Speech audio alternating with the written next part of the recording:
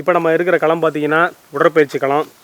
விவசாயிகளுக்கு இன்றைக்கி உடற்பயிற்சியோடு சேர்த்து இளம் தலைமுறைகளுக்கு கற்றுக்கூடிய இடம். ரொம்ப சிம்பிளாக தான் இருக்கும். பார் இருக்கும், பின்னாடி பார்த்தீங்கன்னா நீங்கள் புல்லப்ஸ் எடுக்கக்கூடிய இருக்குது. இன்னும் வந்து நிறையா கருவிகள்லாம் வந்து பொறுத்துறதுக்கு தயார் நிலையில் இருக்காப்புல. தென்னை மரத்துக்கு கீழே இதில் என்ன ஒரு விசேஷம் அப்படின்னு கேட்டிங்கன்னா, உடற்பயிற்சிக்கு செய்யக்கூடிய இதில் என்னென்ன ஸ்பெஷல் வந்து இவங்க பண்ணியிருக்காங்க, பண்ண போகிறாங்க கூடுதலாக அப்படின்றத சொல்ல போகிறாப்புல. இது வந்து எவ்வளோ அகலத்தில் என்னென்ன நீங்கள் வந்து பண்ண போகிறீங்க அந்த பக்கம் பார்த்தீங்கன்னா? இது வந்து 70க்கு 60 அப்படின்னு ஒரு இடம் தனியாக பிரிச்சுருக்குறோம். பிரிச்சுட்டு இதில் தம்பிகள் விளையாடுறதுக்காக அந்த களத்தை அமைச்சேன். இதை அமைக்கிறதுக்கு முக்கிய நோக்கம் என்னென்னா, தம்பிகள் காலையில் சாயங்காலம் விளையாடும்போது ரொம்ப வேர்க்கும். வேர்த்துனா சுவாசம் தடைப்படும், மூச்சு வாங்கும். ஏற்கனவே இது இயற்கை சூழல் இடமா இருந்தாலும் கூட 24 மணி நேரம் உயிர் சுவாச காற்றை தரக்கூடிய துளசி, நித்திய கல்யாணி, கத்தாழை போன்ற பயிர்களை இந்த சுற்றி வச்சு வரப்பு மாதிரி வளர்த்து இந்த செடிகள்லேருந்து காற்று வந்து ஆக்சிஜன் அதிகமாக கொடுத்துக்கிட்டே இருக்கும். அதனால் அந்த சூழலுக்குள்ளே தம்பிகளை விளையாட வைக்கணும் அப்படிங்கிறதுக்காக தான் இதை நான் உருவாக்கிட்டு இருக்கிறேன். இன்னொன்று, உடற்பயிற்சிக்கும் வேளாண்மைக்கும் என்ன சம்மந்தம் அப்படின்னு சொல்லி கேட்பாங்க. அது நான் எந்த இடத்துல இது ரொம்ப நாள் எனக்கு தெரியவே இல்லை. என்னை நம்பி அல்லது என்னை தேடி வருகிற தம்பிகள் அனைவருமே இன்றைக்கி 20 வயசுலேருந்து 25 வயசுக்குள்ளே இவங்க பிறந்து வளர்ந்த காலகட்டத்தில் வந்து உடல் உழைப்புனா என்னன்னே தெரியாமல் உடலோட மொத்த பலத்தையும் மூளையில் வச்சே வளர்ந்துட்டாங்க. இவனை தகவல் தொழில்நுட்பத்தை கையாள சொன்னால் ஈஸியாக கையாளும். ஆனால் ஒரு மண்வெட்டி கடப்பாரை பிடிச்சி வேலை பார்க்க சொன்னால் தெரியல. அப்போ என்னை நேசிக்கிறான், என் அமைப்பை நேசிக்கிறான், அந்த இயற்கையை நேசிக்கிறான். வந்து வேலை பார்க்க களத்தில் இறக்கணும்னா அந்த உடல் வலியை பொறுத்து கொள்ள முடியாமல் போட்டு ஓடி போயிருந்தான். அதுக்கு வேறு காரணம் கற்பிக்க. இப்போ நம்ம சின்ன பிள்ளை கற்பிப்போம் இல்லையா, ஸ்கூலுக்கு போக லேட் ஆகிட்டு அப்படின்னா எங்கள் பாட்டி சேர்த்து போயிட்டாங்க அப்படின்னு. அந்த மாதிரி ஏதோ ஒரு காரணத்தை சொல்லிட்டு போயிருந்தான். அப்போ ஒவ்வொரு முறையும் இந்த மாதிரி தம்பிகளை வந்து நம்ம கையை விட்டு போய் இந்த பயணம் பிடிக்காமல் போகும்போது ரொம்ப நாள் கழித்து தான் இதை நான் கண்டுபிடிச்சேன் அவனோட உளவியில். அப்போ இவன் வந்த உடனேயே இவனோட தசைகளை வலிகளுக்கு உட்படுத்தி ஒரு 45 நாள் அவனை அந்த பட்டையில் கொடுத்து அடித்து நிமித்தின மாதிரி எடுத்துட்டோம் அப்படின்னோம்னா, நமக்கு விருப்பப்பட்ட வடிவத்தில் கத்தியா, கடப்பாறையா, அருவாளா, கோட்டாரியா, வாழா எடுத்துடலாம் அப்படின்னு சொல்லிட்டு தான் அந்த வடிவத்தை நான் கையில் எடுத்தேன். இதோடைய பயிற்சி வந்து பார்த்தீங்கன்னா எவ்வளோ நேரம் நீங்கள் குறைந்தபட்சம் கொடுக்குறீங்க உங்களுக்கு?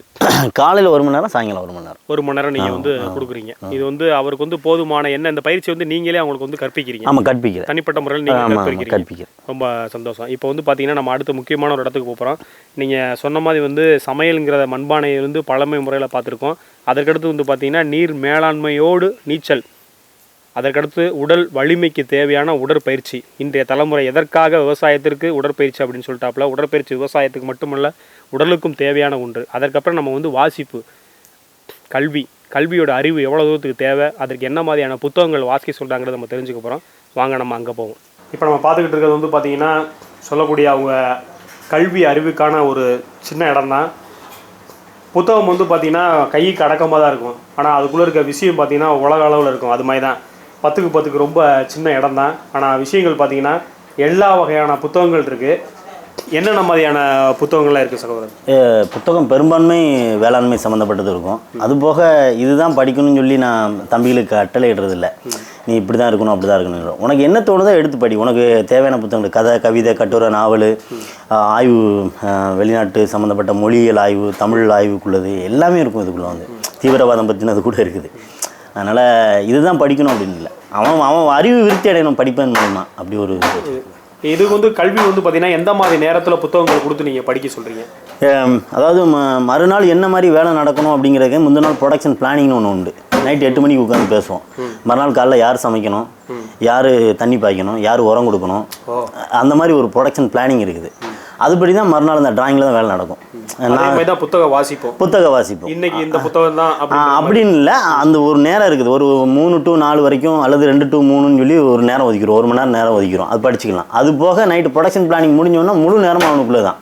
அவன் நைட்டு எவ்வளோ நேரம் உட்காந்து படித்தாலும் சரி அவனுக்கு. இந்த புத்தகம் குறித்து ஏதாவது விவாதங்கள் எதுவும் நீங்கள் நடத்துவீங்களா? அது நிச்சயம் நடக்கும். அது ஞாயிற்றுக்கிழமை நடக்கும்.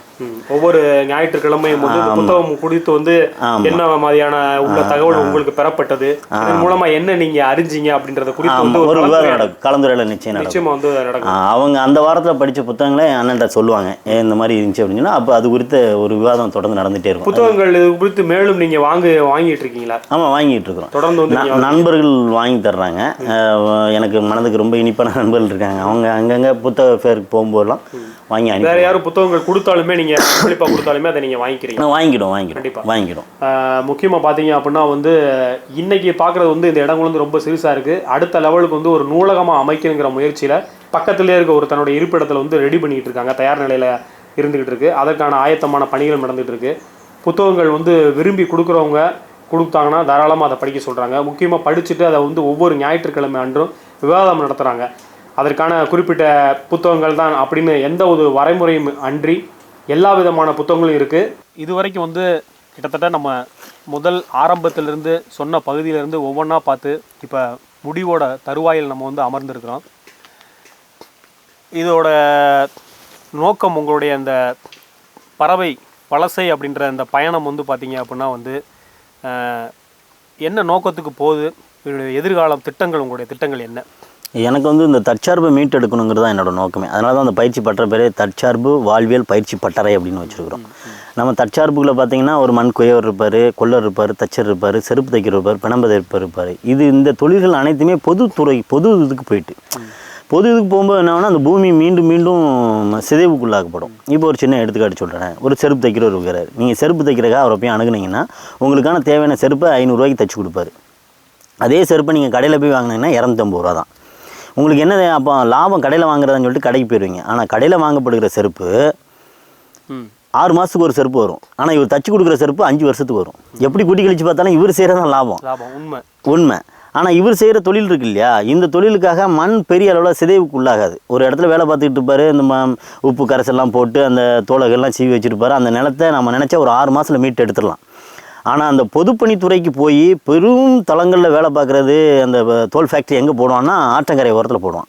அப்போ ஆற்றங்கரை ஓரத்தில் போடும்போது 6 சிதையும், கடல் சிதைஞ்சுன்னா சூழ்நிலையில் மாறுபடும். புயல் வரும், மழை வரும், வெள்ளம் வரும், மொத்த பூமியும் பாதிக்கப்படும். அப்படி சூழ்நிலையில் பார்த்தாலும் ஆபத்து, இந்த தற்சார்பு உடஞ்சி போகிறத பார்த்தாலும் ஆபத்து, எப்படி கூட்டி கழிச்சு பார்த்தாலும் ஆபத்து. சின்ன விஷயம் வந்து இதை சுற்றி வந்து இவ்வளோ பெரிய ஒரு உலகமே இருக்குங்கிறத வந்து ரொம்ப எளிமையாக நீங்கள் சொல்லியிருக்கீங்க. ஆமாம், ஆபத்து. இது ஒரு சின்ன செருப்புக்கே இவ்வளோ எடுத்துக்காட்டுக்கும் போது இங்கே நடக்கக்கூடிய அப்போ ஒவ்வொரு செயல்களுக்கும் வந்து தற்சார்பை மீட்டுட்டோம் அப்படின்னோம்னா நிறைய பலன்கள் வந்து இங்கே இருக்கு. அதோட முக்கியமாக உங்களுடைய எண்ணம் வந்து என்னன்னா நில பாதிப்பை வந்து முற்றிலுமா வந்து அகற்றி இயற்கை வேளாண்மைங்கிற ஒரு இதுதான். இதில் இன்னொரு முக்கியமான கேள்வி இருக்கு. நாங்கள் பெரும்பாலான இடங்களுக்கு விவசாயம் சார்ந்து நாங்கள் செல்றதுனால நிலம் சார்ந்து கேட்கப்பட்ட கேள்வி என்ன சொல்றாங்கன்னா, விவசாயிகள் இன்றைய இருக்க விவசாயிகளுக்கு மிகப்பெரிய கேள்வி என்னன்னா, நாங்கள் இயற்கை வழியில வேளாண்மை பண்ணால் எங்களுக்கு விளைச்சல் மிக மிக குறைவு, லாபம் கிடைக்கிறதுக்கு வாய்ப்பே இல்லை, தண்ணீர் பற்றாக்குறை, பூச்சி தாக்குதல், இதனால வீரிய ஒட்டு ரக விதைகளை தான் நாங்கள் வாங்கி பயன்படுத்துறோன்றாங்க. பெரும்பான்மை இன்னைக்கு நாட்டு காய்கறிகள் வரத்து வந்து மிக குறைஞ்சிருச்சு. அது வெங்காயமா இருக்கட்டும், தக்காளியா இருக்கட்டும், கத்திரிக்காயா இருக்கட்டும், எல்லாமே வீரிய ரக ஒட்டு விதைகளை வாங்கி அதன் மூலமா தான் பயிர் செய்யறாங்க. இந்த சூழலுக்கு வந்து உங்களுடைய பதில் என்ன? இது எப்படின்னா, ஒரு விவசாயிட்ட வந்து 4 விஷயம் இருக்கணும். விதை, உரம், தொழில்நுட்பம், உழைப்பு. இந்த 4 இருந்தால் தான் அவன் வந்து லாபகரமான ஒரு ஆளாக மாற முடியும்.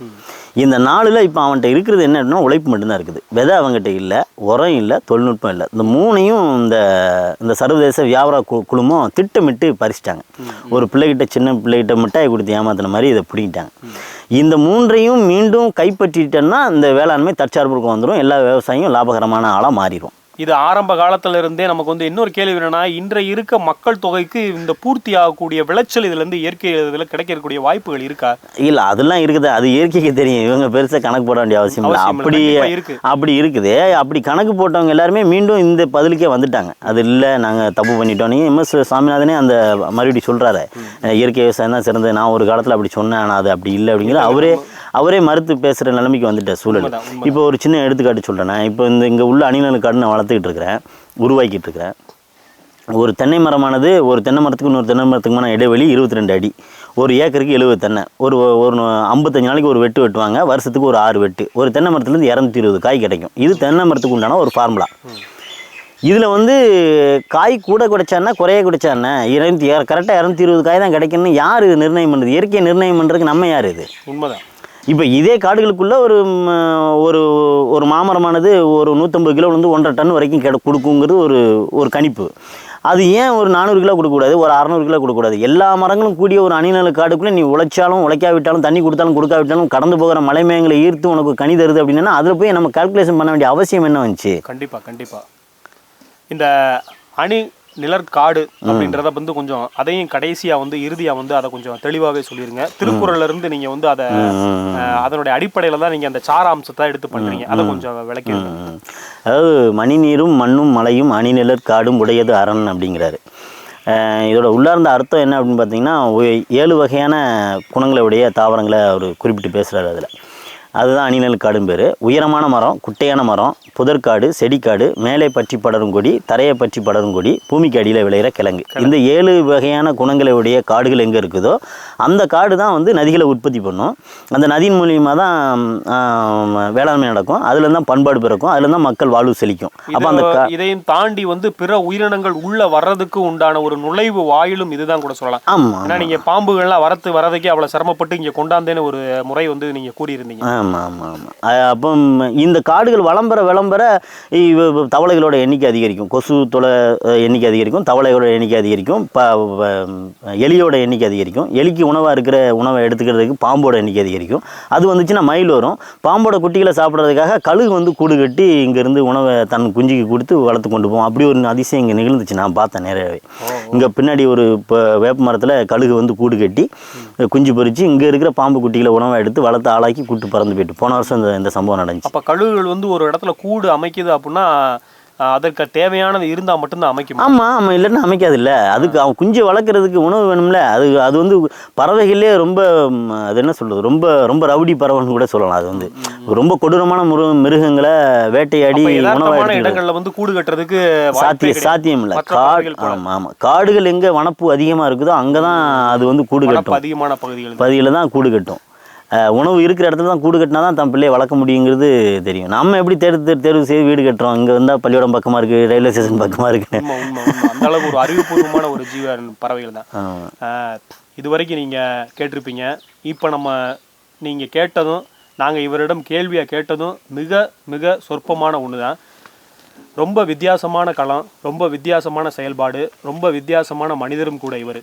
கிட்டத்தட்ட பார்த்தீங்கன்னா பறவை பாலான்னு தன்னுடைய பெயருக்கு ஏற்றாப்புல வட மாநிலங்கள், நம்மளுடைய மாநிலங்கள் எல்லா இடத்துக்கும் அலைஞ்சு விவசாயம் சார்ந்து குறித்து நிறையா செஞ்சு இளம் தலைமுறைகளுக்கு இவரை வந்து புதுசாக நிறையா பேர்த்த உருவாக்கணுங்கன்ற முயற்சியில் வந்து பார்த்தீங்கன்னா தொடர்ந்து செஞ்சுக்கிட்டு இருக்காப்புல. நீங்கள் அணிநிழற்காடு அப்படின்னு சொல்லி இந்த அமைப்பை வந்து திருவள்ளுவருடைய கூற்றுக்கு ஏற்றாறு போல் வந்து இன்னும் இப்போ கிட்டத்தட்ட 1.5 வருடமாக சொல்கிறது. 1.5 வருடமாக தான் இதை வந்து இந்த ரொம்ப உங்களுக்கு தெரியும் வரிச்சூர் பகுதி எவ்வளோ ஒரு வறுமையான, அதே நேரத்தில் வந்து பஞ்சமான பகுதின்னு தெரியும். ரொம்ப நீர் பற்றாக்குறை, மேலாண்மை இங்கே ரொம்ப கம்மியாக இருக்கக்கூடிய பகுதி. இதை வந்து பார்த்தீங்கன்னா நீங்களே பார்த்துருப்பீங்க. இந்த மழைக்கு மட்டும் இல்லை, மதுரையில் மழை வந்து இந்த வட்டம் அதிகப்படியாக பெஞ்சால் இந்த பகுதியில் ரொம்ப குறைவு தான் நினைக்கிறேன். இந்த வட்டம் வழக்கத்துக்கு மீறியான மழைகள்லாம் இப்போ இல்லை. அதை தாண்டி வந்து அவர் வந்து பண்ணியிருக்காப்புல. இன்னும் செல்ல இதில் நிறைய மாற்றங்கள் ஏற்பட போகிறது. நிறைய விஷயங்கள் செய்கிறாங்க. இங்கே இவருக்கு தேவை என்னென்னா விவசாயம் சார்ந்து நீங்கள் ஒரு மாணவராக கற்றுக்கொள்ள விரும்புகிறீங்க அப்படின்னா வெறும் விவசாயம் மட்டும் இல்லாமல் பல வேறு திறமைகளை நீங்கள் இங்கே வந்து வளர்த்துக்கலாம். ஒரு மாணவருக்கு நீங்கள் வந்து எவ்வளோ நாள் பயிற்சி அளிக்கிறீங்க, அவருக்கு என்ன மாதிரியான தகுதி வேணும் இங்கே வந்து இணைவதுக்கு?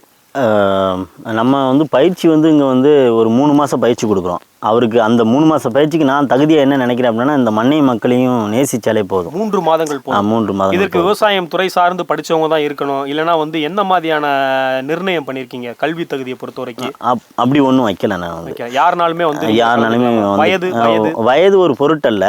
ஆனால் என்னையோட வயசு மூத்தவங்க வரும்போது என்ன சிக்கல் ஏற்படுது அப்படின்னா, இப்போ நம்ம சில வேலை அவங்ககிட்ட சொல்ல முடியல. அதை கற்பிக்கிற இடத்துல ஒரு கூச்சம் இருக்குது. ஆனா அவங்களுக்கு அதை ஏற்றுட்டு வர்றவங்களும் தாராளமா வரலாம். எனக்கு என்ன ஒரு முக்கியமான கேள்வி நீங்க கேட்டீங்கன்னா, இந்த 3 மாதத்துல வந்து ஒரு என்ன பெருசா கத்துக்கிட்டு ஒருத்தர் வெளியேற முடியும்? நான் கேட்கிற கேள்வியாவும் இருக்கலாம், இன்னொருத்தர் கேள்வியா கேட்கறவங்க இருக்கலாம். 3 மாதங்கள் 90 நாட்களில் இங்க வந்து நாங்க பயிற்சி பெற்று வெளியே போனா என்ன நாங்க பெருசா அங்க பண்ணலாம்? இது வரைக்கும் நாங்க விவசாய நிலங்கள் வச்சிருக்கலாம், விவசாயம் சார்ந்த வேற ஏதாவது துறை சார்ந்து இருக்கலாம், ஒரு தொழிலதிபரா கூட இருக்கலாம், அவர் விவசாயத்துல ஈடுபாடா இருக்கலாம். ஒரு 3 மாசம் பயிற்சி அப்படிங்கும்போது நீங்க என்னென்னமோ பயிற்சி நடக்குது. இங்க நாங்க 3 மாதம் பயிற்சி உங்கள்கிட்ட வந்து கற்றுக்கொண்டா என்ன விவசாயத்துல பெருசா சாதிக்க முடியும்? அது என்னன்னா, இப்போ வேற மெக்காலை கல்வி முறை மாதிரி காலைல 9 to 5 கிடையாது. 9 மணிக்கு போயிட்டு சாயங்காலம் 5 மணிக்கு வீட்டுக்கு திரும்பிடலான்னு. இங்க வந்துட்டாருன்னா 90 நாள் இங்கதான் இருக்கணும், வேற எங்கேயும் போக மாட்டாரு. அப்படிங்கும்போது அதுலயே அவருக்கு முழு தேவையான பயிற்சியும் இல்லை. என்னென்ன பயன் பெறுவாங்க? பயன்கிற முறையில் நீங்கள் எடுத்துட்டீங்கன்னா ஒருத்தர் என்ன அவரை பூர்த்தி அடைஞ்சு இங்கேருந்து வெளியே போவார்? இது இந்த பண்ணைக்குள்ள வந்துட்டு ஒரு 3 மாதம் பயிற்சி எடுத்து வெளியே போனார் அப்படின்னா புதிதாக ஒரு தோட்டத்தை கட்டமைக்கக்கூடிய ஆற்றல் இருக்கும். ஒரு தோட்டத்தை அவர் கையில் கொடுத்தா அந்த தோட்டத்தை நிர்வகிக்கக்கூடிய ஒரு ஆற்றல் பிறக்கும். ஒரு தைரியமாக அந்த களத்தில் நின்று வேலை பார்ப்பார். இது நமக்கு தெரியாத, இது ஒரு சின்ன சின்ன தயக்கம், அச்சம், தாழ்வு மனப்பான்மை எதுவுமே இருக்காது இந்த பயிற்சி முடிச்சு வெளியேறினா. இதுதான் ஒரு முக்கியமான விஷயம். நாங்கள் கேட்கக்கூடிய கேள்வி எதுக்குன்னா, இந்த கேள்வியை நீங்கள் கேட்பீங்கன்னு எங்களுக்கு தெரியும். அதனால தான் இந்த கேள்வியை நாங்கள் அவருக்கு முன்வைத்தோம். அதற்கு மேலே மிக அழகாக சொன்னாப்புல, ஒரு தோட்டத்தை தன்னை நிர்ணயிக்கக்கூடிய, கட்டுப்படுத்தக்கூடிய, அதே நேரத்தில் எந்த ஒரு பிரச்சனைகள் வந்தாலுமே அதை தைரியமாக சவாலாக எதிர்த்து நின்று போராடக்கூடிய குணம் வந்து இந்த 3 மாதம் 90 நாட்கள் என்பது பார்த்தீங்கன்னா அவ்வளோ பெரிய ஒரு அற்புதமான இடம். இந்த இடத்துக்கு வந்து பார்த்தீங்கன்னா சுற்றி நீங்கள் பார்த்துருப்பீங்க. நேரில் வந்து பார்த்தீங்கன்னா இன்னும் ரொம்ப அழகாக இருக்கும். எந்த மாவட்டமாக இருந்தாலும் சரி, எந்த மாநிலமாக இருந்தாலும் சரி, தாராளமாக வந்து இவரை வந்து தொடர்பு கொள்ளலாம். தொடர்பு கொண்டு நீங்கள் பயிற்சி குறித்து கேட்கலாம். இது தவிர்த்து உங்களுக்குள்ள ஏகப்பட்ட ஏதாவது சந்தேகங்கள், எங்களுடைய நீங்கள் காட்சியை மீறிய கேள்விகள் இருந்துச்சுன்னா தாராளமாக இவரை நீங்கள் தொடர்பு கொள்ளலாம். உங்களுடைய தொலைபேசி என்ன சொல்லுங்கள்? 99 99 43 43 43 43 1001. கீழே வந்து இந்த காணொலி காட்சியில் வந்து இவருடைய தொலைபேசி எண் வந்து ஓடிக்கொண்டிருக்கும். இதை நீங்கள் குறித்து கொண்டு இவரிடம் வந்து விவசாயம் சார்ந்த சந்தேகங்கள், முக்கியமாக இந்த பயிற்சி பண்ணை சார்ந்த இந்த கல்வியை கற்றுக்கொள்ளணும் அப்படின்னு நீங்கள் ஆசைப்பட்டீங்கன்னா அந்த சார்ந்த கேள்வியில் நீங்கள் கேட்கலாம். இங்கே வந்து இந்த பயிற்சி பட்டறையில் நீங்கள் வந்து இந்த விவசாய பயிற்சி பட்டறையில் வந்து சேரணும், இந்த வலசை பகுதியில் வந்து நீங்கள் சேரணும் அப்படின்னா தாராளமாக தொடர்பு கொள்ளலாம். நிறைய இளைஞர்கள் வந்து இதுக்கு முன் வரணும். 3 கால பயிற்சி தான். இதற்காக கட்டணம் வந்து எதுவுமே இல்லை என்பது மிக முக்கியமான விஷயம். உங்களை நீங்கள் அர்ப்பணிக்க தயாராக இருந்தால் நீங்கள் அடுத்த கணமே இங்கே வரலாம். உங்களிடமிருந்து விடைபெறுவது ரமேஷ். நன்றி, வணக்கம். வணக்கம்.